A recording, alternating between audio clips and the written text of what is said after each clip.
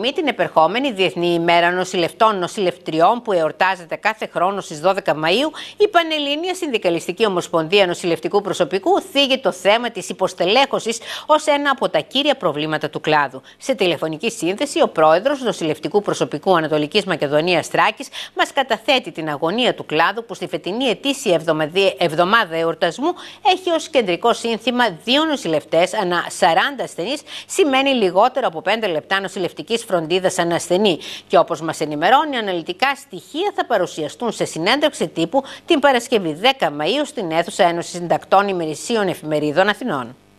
Είναι εβδομάδα στην ουσία εορτασμών με αποκορύφωμα την 12η Μαΐου. Εορτάζεται κάθε χρόνο, είναι παγκόσμια ημέρα εορτασμών των νοσηλευτών. Για ακόμα μία χρονιά όμως τα προβλήματα παραμένουν στο χώρο. Μιλάμε για ελλείψεις γενικά στον τομέα των νοσοκομείων όσον αφορά τους νοσηλευτές.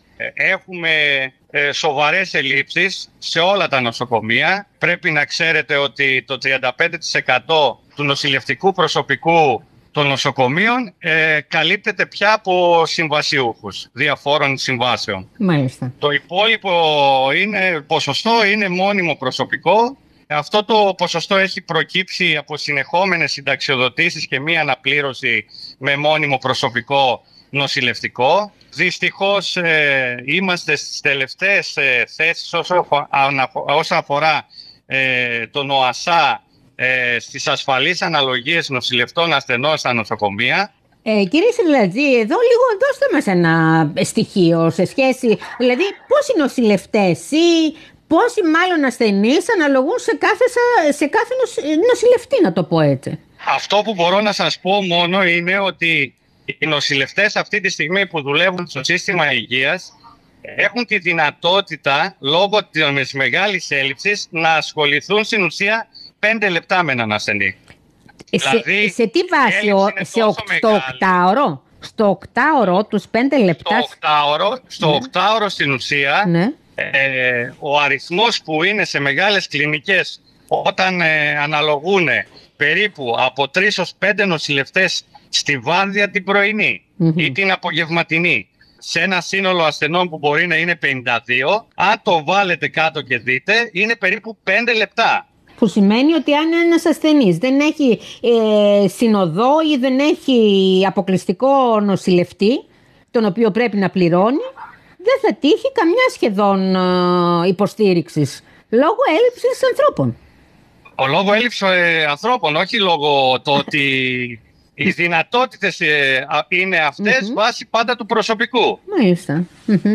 Εδώ όχι καμπανάκι κινδύνου, καμπάνα κινδύνου χτυπάτε, κύριε Σιρλατζή. Όπως γνωρίζετε, έχουμε πολλές φορές μιλήσει και έχουμε τονίσει αυτό το πρόβλημα και ζητάμε επιτέλους να γίνουν διαδικασίες για να πάρουν μόνιμο προσωπικό και να πάρουν τον αριθμό που χρειάζεται να υπάρχουν στα νοσοκομεία. Οι προκηρύξεις οι οποίες έχουν βγει στη δημοσιότητα σε σχέση με στελέχωση των νοσοκομείων, με παραϊατρικό προσωπικό, καλύπτουν κάποιες από τις ανάγκες στον χώρο?